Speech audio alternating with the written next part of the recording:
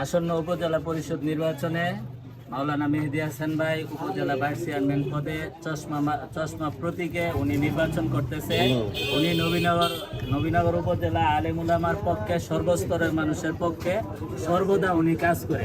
আজকে আমরা মাওলানা মেহেদী হাসান ভাইয়ের চশমা প্রতীকে পেয়ারা প্রত্যেকটা ঘরে ঘরে এবং বাজারের মধ্যে ওয়ার করছি।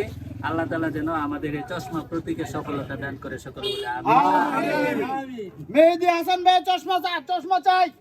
চশমা আছে, আছে। আরে সেই মার্কা, চশমা মার্কা আছে, আছে।